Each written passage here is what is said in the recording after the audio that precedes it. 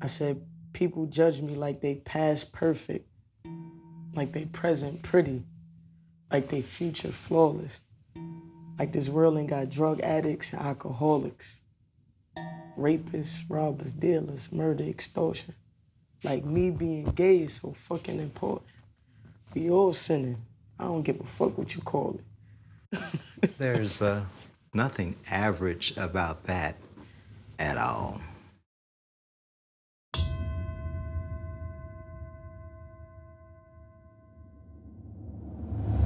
My name is Dr. Siri Satnam Singh, and I'm a licensed therapist.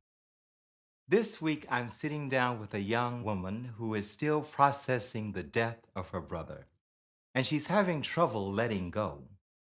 In the past, she has had resistance to therapy. However, she has agreed to sit down with me. This is young M.A. Well, I hear you are excited as hell to be here today. That's how we kicking it off. Therapy, I know that just excites you, huh? I had to sip some champagne. Well, live your life. So, you've come out. Everyone's very respectful. Talk about that, of how you're so comfortable with you. How can we not be comfortable and respectful of you? It's definitely something new people not used to. I'm very blunt with it. I don't care. You know what I mean? It's a lot of me's in this world. Yes. It's just probably not as blunt and publicly, showing it. But it's a lot of me's in this world. Mm-hmm.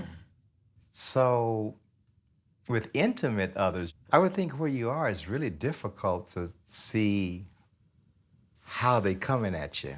Nah, because I've always been the type of person where I never gave 100%. Okay. Right away. You know what I mean? Because I'm so I'm just on point. Like, I don't trust a lot of people. Mm-hmm. It's like I always had to, okay, nice to meet you, and I fall back, I observe you, see how you move, and that'll tell me whether or not I should allow you in.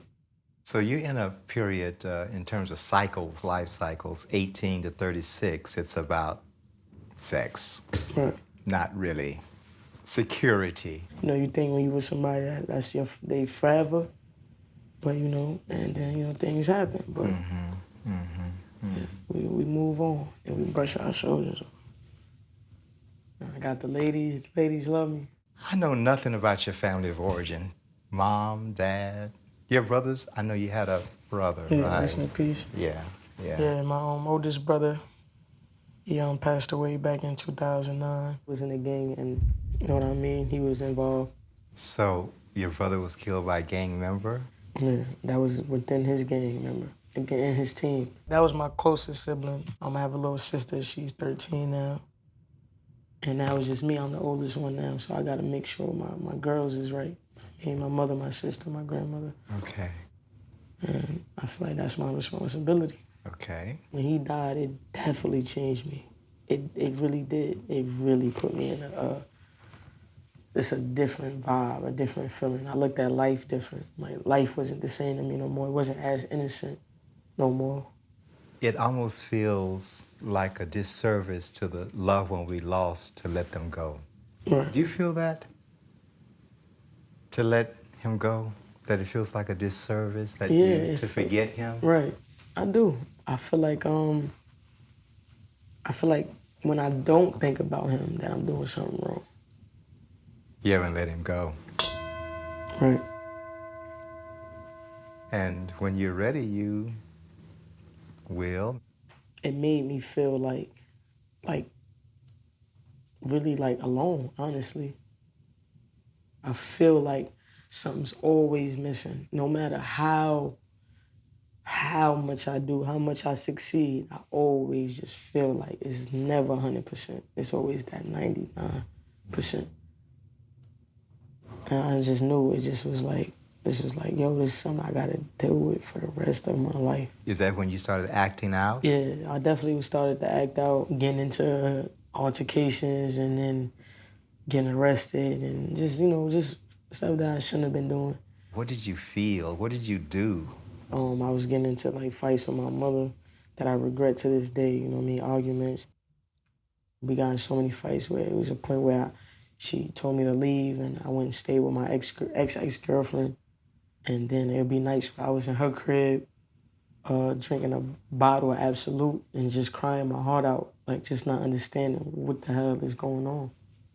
That's scary for you. Exactly. It's very scary. I didn't want to carry on with life. I didn't know what to do. You know what I mean? And then when I went back to school, I really didn't want to be in school. I didn't care to make friends, so I didn't do anything that the typical senior kid would do, like go to prom and stuff like that. Like, I didn't care for none of that. Did you finish? Absolutely, I had to. You. I had to. It was just right, you know what I mean? I just had to put, those feelings to the side and do what I had to do. I wouldn't say it was my best senior year. It wasn't the dream senior year that a kid had, before they graduate. Talk about that. They had me going to therapy in school for my 12th grade year, but I probably had to go I probably went like 2 times, 3 times the most, 4 times the most.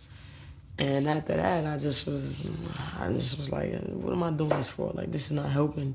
I felt like the therapist they gave me in the school was trash, horrible. But after that, I just was like, this don't make no sense. I don't even want to do this no more. Didn't feel it. I was stuck. I remember punching a wall. I remember like screaming. Like it just was like I just couldn't believe that was like happening to me at that time. It'd be times too. I noticed like when I went to his funeral, the smell of like the embalming fluid. Like I randomly smell that sometimes. It's weird, but it don't matter where I'm at. I could be on a couch in the bathroom, and I randomly smell that smell. Not as much. I used to smell it more around the time it first happened. Mm-hmm. But now it's like less. But if it do happen, then it just make me like think like, wow, like why? Like that's crazy. But I just feel like maybe that's just him letting me know that he's around. But sounds like what I'm hearing from you is that you still want to give your brother attention and you don't know how. Right. So what would you do if you were to give your brother attention rather than just let these intruding or unsettling thoughts come into your head? Let's put it that way. I just want to talk to him. Okay. That's it. I just want to hug him. I want to be able to just tell him, like, you know what I mean, like how much I love him. And, and it's just crazy because we done been through so much with each other. And it's just weird to know, like my brother is, like, no longer here. And I think about that so much. So if I was to get that time with him, like, I think that'll just be the best thing that ever happened to me.